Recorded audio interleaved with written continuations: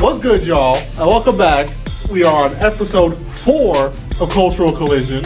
I'm Marcus Ramos. I'm Devin Hungover Hogan. I'm Rena Spangler. I'm Charlotte Chop Pittman. And today... And today, we're going to be talking about what we think are some of the best books of all time. Okay, we're just going to talk about our favorite books. It's going to be nice and chill. I am unironically sleepy. I've been up studying for a midterm. I'm going to fail in 2 hours, so that's going to be fun.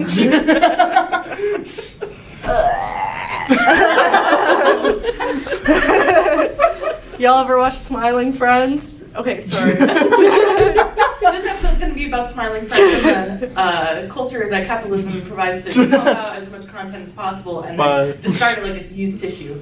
I was saying something. I'm just kidding. Wait, my favorite... We all love you and we will always do. I really need to lock in. My favorite book is actually just reading the subtitles and Smiling Friends, like, prints it out. but I do the accents too. Charlie. Wait. Who wants to go first? I guess you're dead on the mouth. I'm sorry.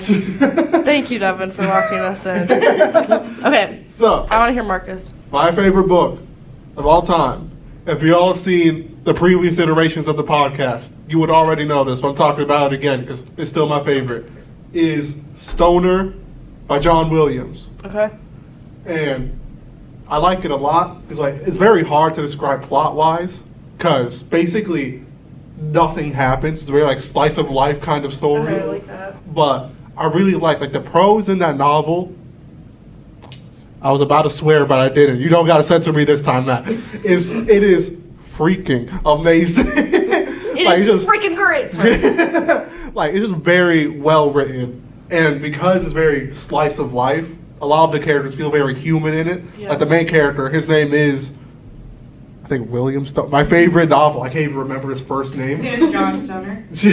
You remember the vibes? Yeah, I remember the vibes. I remember that. Like, just reading it, it made me think, like, this is literature right here. Yeah. Like, I have a joke with my friends where, like, one time they asked me what I think John literature is. Essentially, what do you think is the book of all time, essentially? And to me, I think Stoner is. Yeah. I think that is John literature to me. Yeah, that's beautiful. From what I can say of, like, I read about 20 pages of it because I start books and then I'm like, that was really good. Let me just put that away. Let me get the bill. Yep. Right? And then I put it on my shelf and if it's not, like, if I'm not carrying it, I don't read it. But from what I've read, it's like, you know, when you have, like, toast that's, like, super dry, but you're like, this is what I needed, like a really dry piece of toast Yep. with, like, a bunch of butter. Like, it's just very, like I read it in the cadence of, this is going to be an old reference, but it's the guy making nachos, like, in the microwave. And he's just like, okay, so now you're going to take your Tostinos chips, and you're going to, and there's, like, sad music in the background. And you're kind of like, oh, I'm, like, tearing up thinking about it. But that's how I read it. It's like, Stoner worked on a farm, and then he was like, college would be good. And I'm like, that's And I will say, this is very self-validating for me when I read it, because a big part of the novel is how Stoner is like a self-actualization moment of, like, going to college, going to the English department and realizing, oh my God, I have something to live for now. And when I read that as an English major, I was just like, that's real right there. Don't make me emotional on this Thursday morning. It's not morning. just passing. Early afternoon. It's basically morning. I just woke up.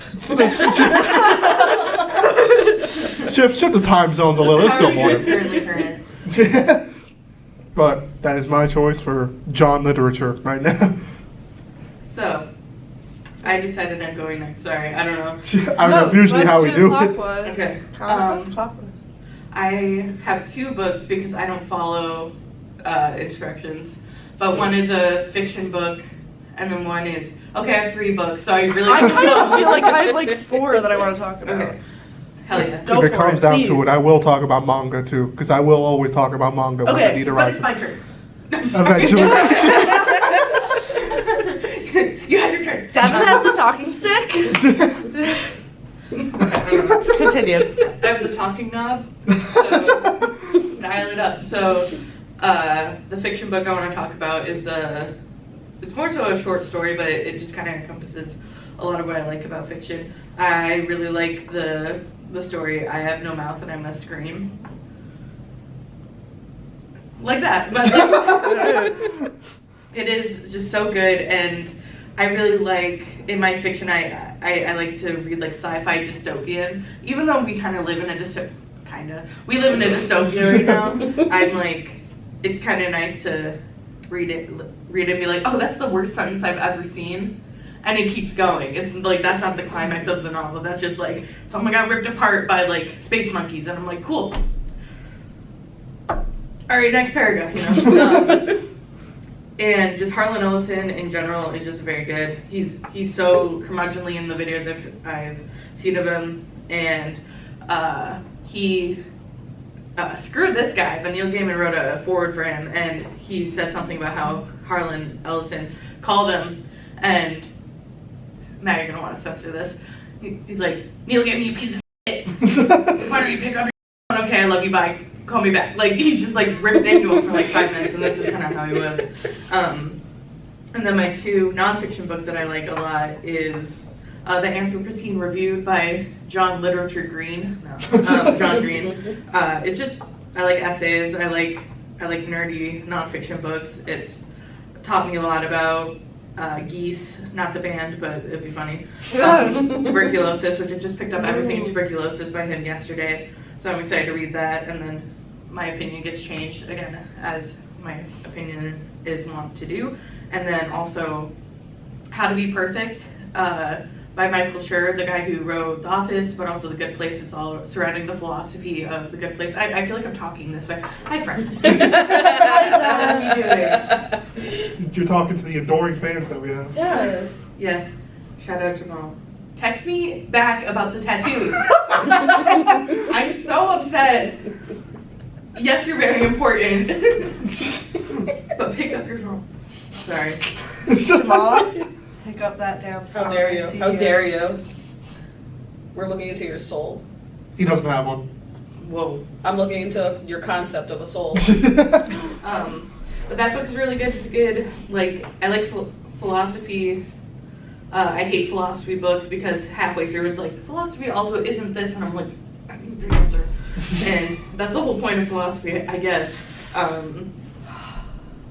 Sorry. No, I'm happy. Oh, okay. You're like, That was a happy. I was going. Is this how I'm gonna feel?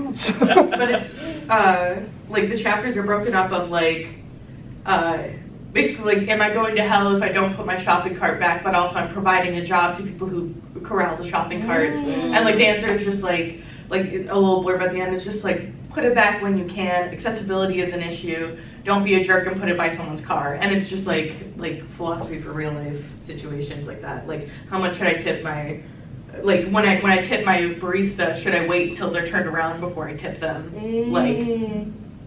Yeah. Which I was like, oh. I'm tipping you 30% here. You see Yeah. this? $2.89. Just like 30% of my coffee. Sorry, I just Okay. sniffled into the camera, or into the microphone. Oh my god. Have fun editing this, Matt. POV, you're the candle in Target that I'm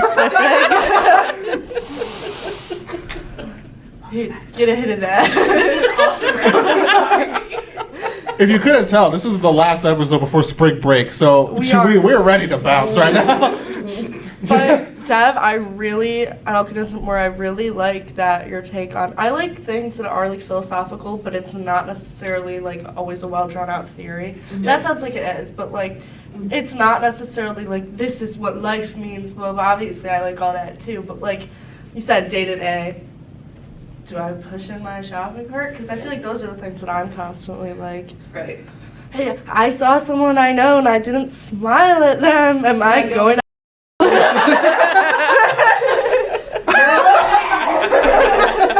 I got stopped with the. Thank you. Okay, Rena, I'm so ready.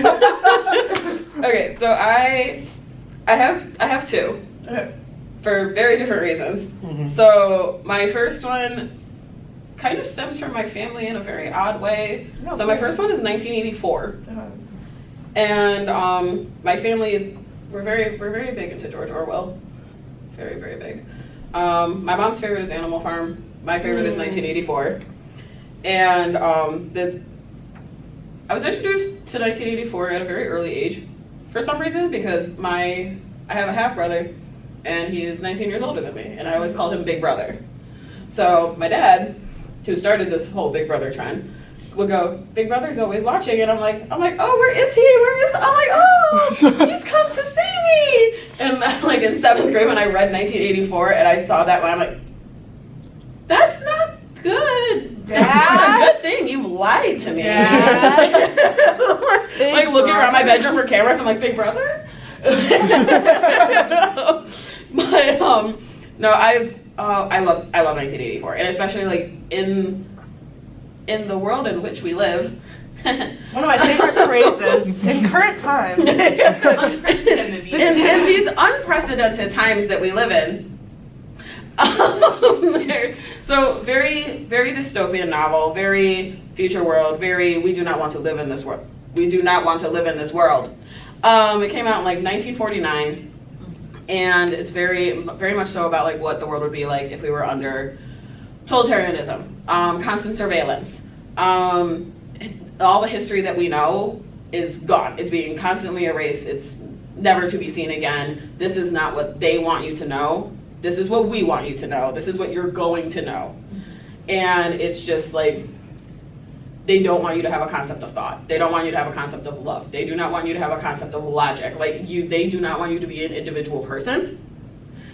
And like rereading this, I think I reread this like maybe 6 months ago, and I just wrote a paper on it a couple weeks ago. And I'm like, this is scary.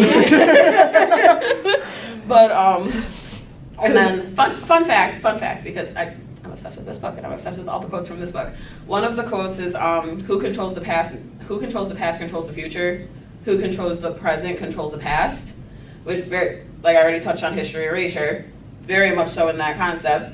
Fun fact, that's actually a Rage Against the Machine lyric in the song Testify. They used it. The only thing that they changed was instead of, they put in like the word now. So it's like, who controls the past now controls the future, who controls the present now controls the past.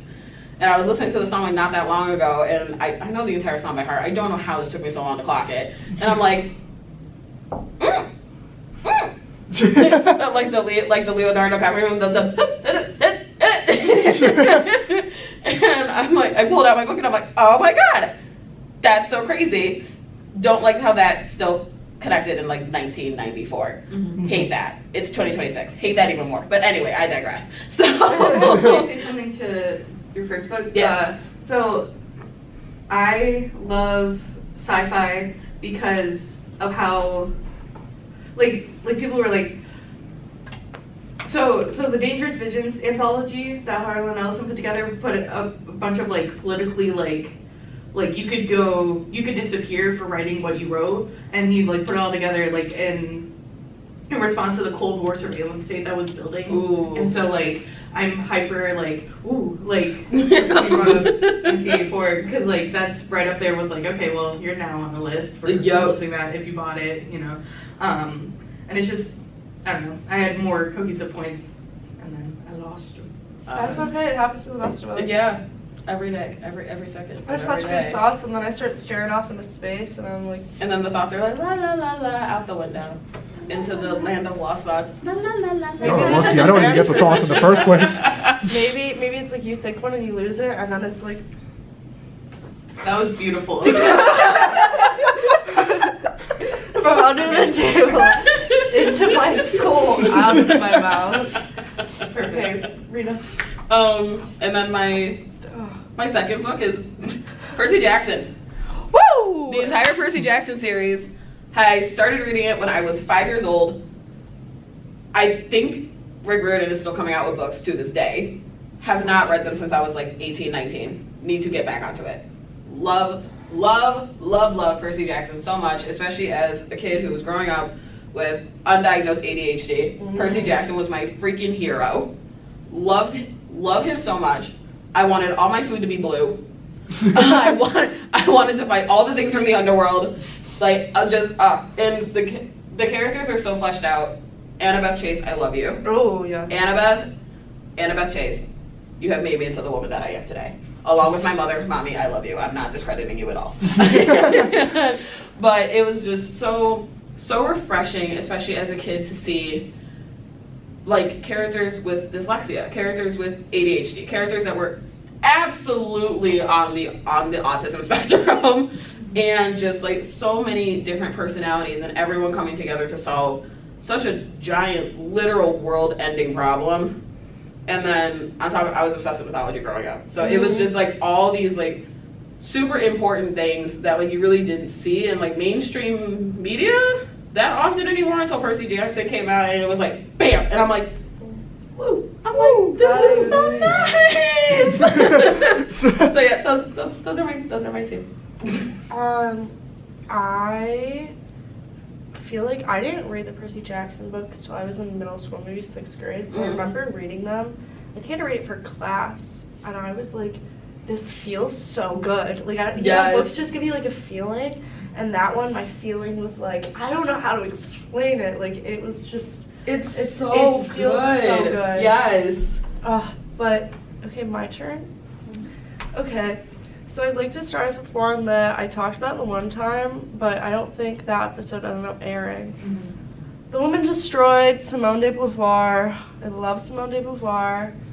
She's a woman philosopher. She's not around anymore, but she just did so much. She was in relationship with, I had this all written down last time, but Sartre?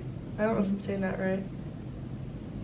Well, whatever. Another we roll with it. Another philosopher. But basically, The Woman Destroyed, it has 3 separate stories in it, and they are all just about women of like different ages. They're typically older, and it struggles with like their relationships, staying and them leaving them. Like, what do you put up with? Just like meaning of like, what is my purpose? Grief. It's just like 3 different tales from like of women who are going through problems that, like, I haven't had a child die. I haven't, like, I don't know. I haven't gone through any of this. Like, I'm not older and, like, wondering, like, my husband's not passionate about his job. No, I'm not passionate about my job. I haven't gone through that yet. But, like, I could see such alignment to myself and just, like, what it feels like to be a woman. What it feels like to question those things. I hope I did that well because I love this book and I recommend everyone read it. And it's fiction, but it's by, like, it has, like, the philosophical views in there. She also wrote The Second Sex, which is another great one. So this I saw in Target, and I showed Devin the other day. I think it's, like, a TikTok book now, but honestly, I hope it is. It's called Girl in Pieces, and I say that's one of my favorites because I am a pretty, like, once I'm into a book, it's very easy for me to get emotional. But when I tell you that, like, I just cried. I bawled my eyes out reading that book. book. I just cried and cried and cried and cried. I could probably cry right now if I thought about it too much. Because I haven't, like, related to everything that the girl has. And not everything to such extremes, but just, like, it's sort of a girl who was just born into bad circumstances. And she just, like, was one thing after another, and she just kind of found herself in this almost like rolling path of just like struggle and heartache, and it was just, everything was described so beautifully. I don't know, it was just like I was like there with like and the ending's gorgeous as well. I don't know, I don't want to spoil it, but it just like another one that I would recommend to anyone, but especially women, like young woman, old woman, just like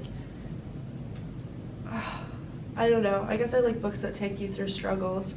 Because I do want to mention, sorry guys, one other book. I read this book in 4th grade, okay? So this is this is like a smaller like chapter book type book.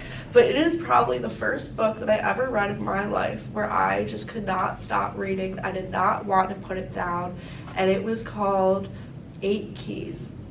and it's about this girl, and she's going into middle school, and like the times are tough, and like, you know, she had her best friend, but she's not really fitting in, and she's kind of like a rougher, outdoorsy girl. And I know her father had died. I don't remember the mother off the top of my head, but there's this barn basically they have. She lives with her aunt and her uncle, and it's like she slowly, like, she wasn't allowed in the upstairs, and she slowly like finds these keys that like unlock these rooms, and they're like just like things from her father to like whatever, I don't know. It's just a young girl processing the grief of her father in this very I don't want to say it's lighthearted, but I read it when I was in 4th grade, so very easily comprehensible. But this is the first book that I ever had where I'd get on the bus after school and I'd rip it out and I'd be glued to it the entire time. And I'd have to go to dance class and I'd get in the car and I'd be reading the book on the way there, and I'd never had that before. Also, just want to shout out one more thing. I don't remember I read this in 8th grade, Flowers for Algernon.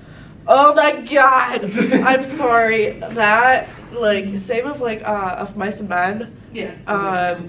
Just, like, I think they just also, like, another, like, basic classic, The Outsiders. I love The Outsiders. Like, there's just a lot of good basics, I fear, that I feel like I can't leave out. But Flowers for Algernon, woo! Have you guys all read Flowers for Algernon? Heartbreaking. So, without giving away too much, it's about a man with special needs who's selected to undergo an experiment to see if they can boost his IQ. And he, like, at one point gets a concept of, like, his friends were mean to him and he didn't realize because he was special needs. And then, I don't know if I should keep going. Maybe not. Okay. I want you to just read it because I read like an excerpt of it, or like an abridged version that didn't include everything that's in that book in the 8th grade. But like even that just little blurb, it's like, whoa, that's crazy. And it's all like in diary format, so you see the syntax change. And you see the way that I mean, it's like we go, I'm not gonna spoil it either, but it's like we go from this guy who's like very low IQ. It reminds me a lot of my brother, to be honest. Like, not in every sense. You guys met my brother. He's like there, but like he doesn't understand. Like, people are being mean. Like, that happened a lot, like around middle school. So this book was really, really meaningful to me at the time. And then we watch him gain this perception and knowledge alongside a little rat mouse. A little mouse, yeah. Mouse, that's what I thought. And then that's it. That's all we'll say. Please read it. Please read it. Please read it. Please read it. That's it. Can I give? I feel like I'm hogging the mic too much. No, me too. It's okay. You're good, girl. I have 3 things to say. Quick shout out to, because you guys brought up like more like young adult like foundational stuff. I loved the Miss Peregrine's Home for Peculiar Children series. I read that a lot. Like I read it a lot in like the 10th grade. I was grounded from my phone for like an entire quarter for my grades, which didn't help my grades. Miss Peregrine's Home for Peculiar Children. I don't know, I did that. Great young adult series that got me through being grounded for a quarter in high school. A good theory book because you were talking about Woman Destroyed. The New Jim Crow by Michelle Alexander really talks about the prison industrial complex and how the 13th Amendment, I could have Googled this, and I'm just going to... No, just... Okay. Dr. Stewart isn't watching. He could be. Does he watch other stuff? Marcus, don't say that. Well, what I okay. The 13th Amendment has a caveat that if you're being punished for a crime, you can basically be put into like modern day slavery by being imprisoned and then working pennies on the dollar, like pennies per hour, to make, you know, these chairs, for example, were probably made in a prison. This table maybe was made in a prison. A lot of institutions, like school institutions, use prison labor for cheap labor or like everything around us. And there's also, you know, school to prison pipeline, all that. But what I was gonna say before we realized the camera took a little nap was, what's a book that everyone thinks everyone else should, maybe not like a specific book for everybody, but like, I think you should read, or we should all read this. Marcus, you want to go first? Off the top of my head, there's this one book that I read like twice by 2 different classes at this point, called If on a Winter's Night a Traveler, which is a very unique book where like you can't really even call it a novel, because like a novel, you think like beginning, middle, and traditional kind of story. That is not this book, bro. It's like, it is an overarching story that first off is written entirely in second person. So the reader is the protagonist of the story. Okay, gotcha. And then there's like 10 different stories inside the main story that the protagonist reads. It's just like, it is insane. It really shows like how people can really push the boundaries of like what kind of fiction people could write.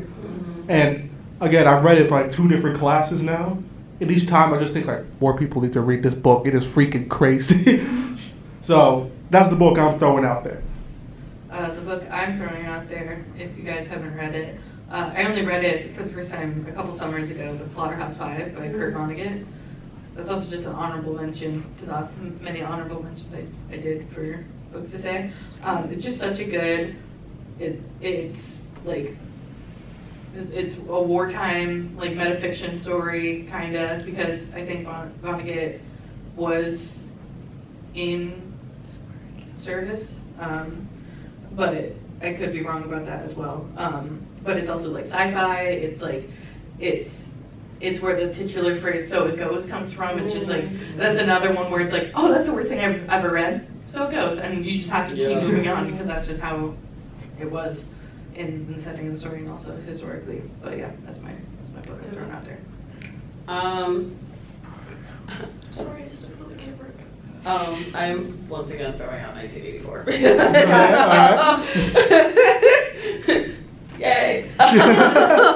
Just because, like I said, just like in the world that we live in currently, it is so important to be informed on what could happen. And even though, yes, 1984 is considered science fiction, yes, none of this, as far as we know, is happening. None of the.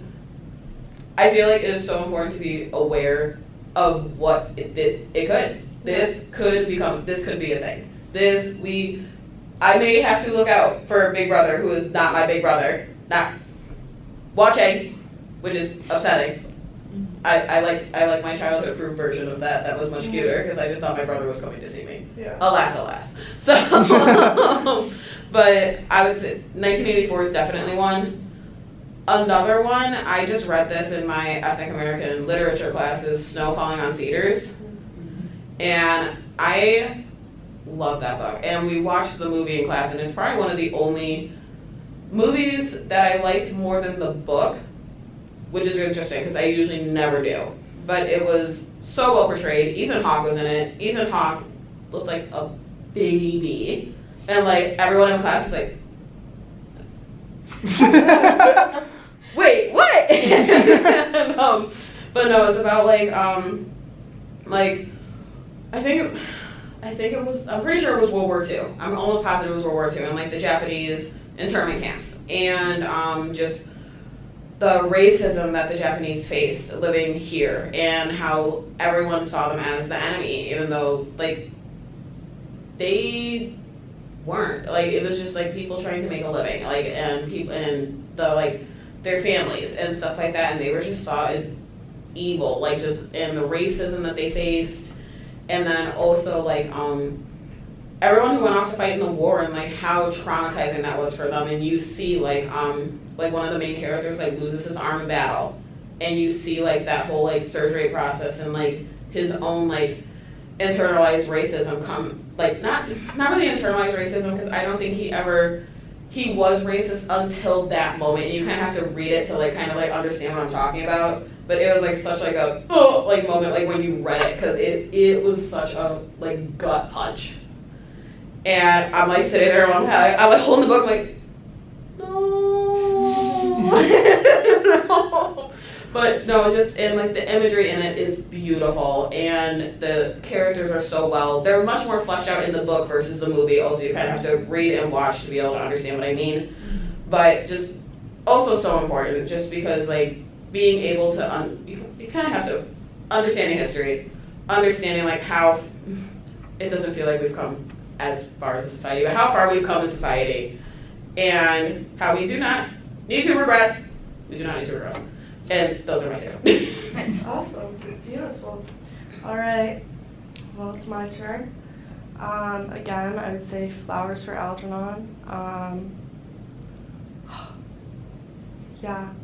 I would also say, also though, for Girl in Pieces, I do want to put out, like, trigger warning. Mm-hmm. I don't know how to do this right. Is it for essay? Yeah. Then, yeah. Oh, like, Oh. Mm-hmm. Yeah. yeah, just trigger warning. Just trigger warning overall. But I would like to say, The Myth of Sisyphus by Albert Camus. That one changed my life. I think it was a really crazy time in my life. And you guys probably all know like the general, like I wear them on my ring, actually a little Sisyphus ring. But pushing the boulder up the mountain, Yep. letting it fall every day, forever, whatever. Albert Camus talks a lot about absurdity, which is our desire for meaning in a life where the universe doesn't care. We are right, doesn't give us any meaning. And Albert Camus believes that you can commit physical suicide, mental suicide, or live in rebellion.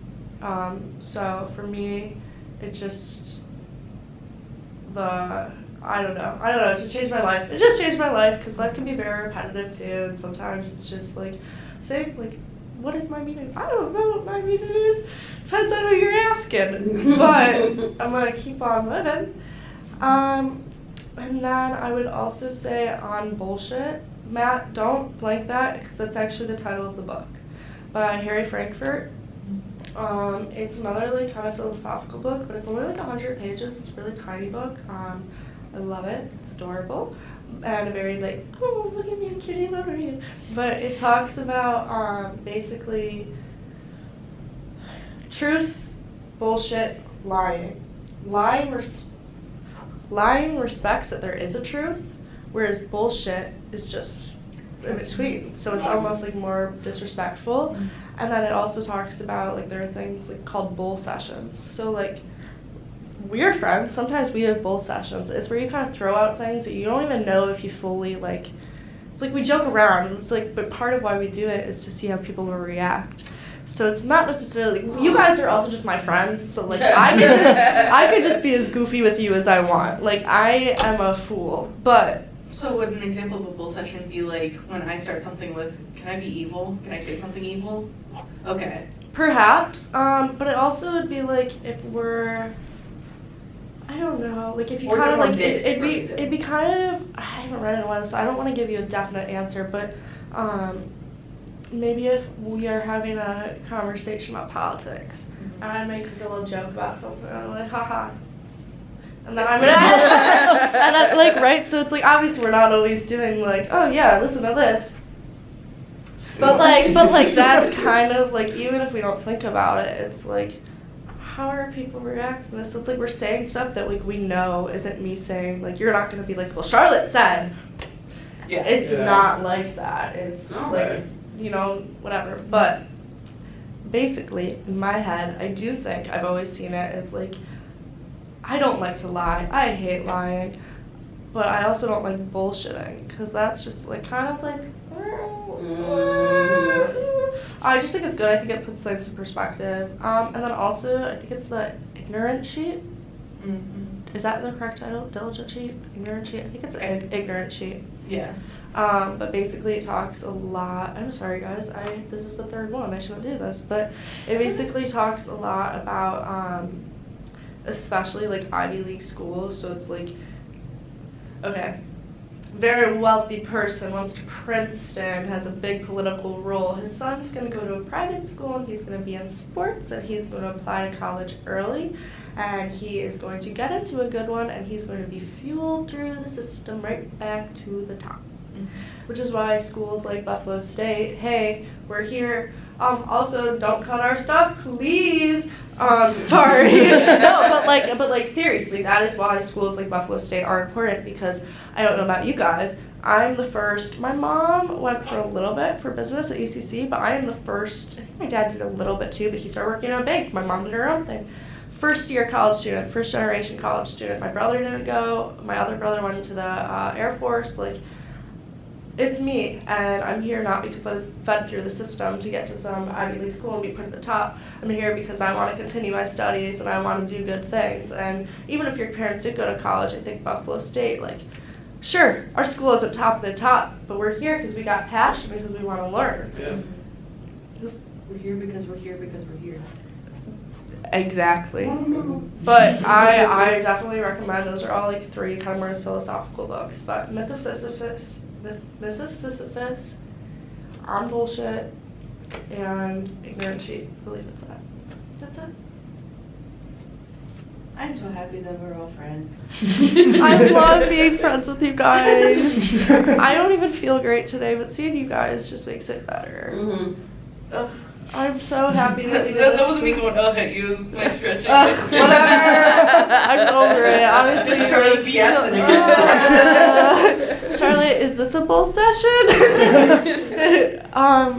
We got anything else to talk about? What's the next podcast going to be? Podcast Maestro. That is a very good question. You. I thought Fashion. It could be fashion. No. We could also open up to the comment section. True. We have, we're going on spring break. We're going to think of ideas, but what do you want us to debate? To discuss about? One I was thinking about. Maybe it's just because I like eating at places. Oh, yeah. Is we discuss what we think the best spot to eat in Buffalo is. Ooh. Yeah. That would be fire. Mm-hmm. Dev. Also, My read- chef. Read A Full Place of Rose and listen to Rena's radio and Just read love Charlotte Charlotte. Just love Charlotte. and love Charlotte. Actually, I'm gonna have some stuff on local consignment, secondhand shopping coming up. So, yeah, I'm gonna be covering a few different places that I think are top tier. I Highlighting the community. Sorry, I didn't mean to interrupt. I just realized that your Love Charlotte is like your article. I thought you were like, just love Charlotte. I was like, yeah, I love her. Oh, no, that's what I was saying. Okay. No, but also love me, love me not, but no, like, Okay. love Charlotte, I was just saying love me. Dude. Look at the camera. Oh God, I hate this. Okay, I love this. I lied. Okay, let's do a nice wrap up now. Okay. Marcus, okay. But Wait, can we be really serious after this very silly video? Can everyone okay? I don't think we've ever had a serious outro. Well, it's just because this has been such a Big silly Brother's always video. watching, and so you should be watching the record as well to get the best information and also the best silliness and everything in between, This including is the BS. this is a book episode, so I know we got some readers. So read all of our articles right now. Right now. I know you got that tab open right now. Go over.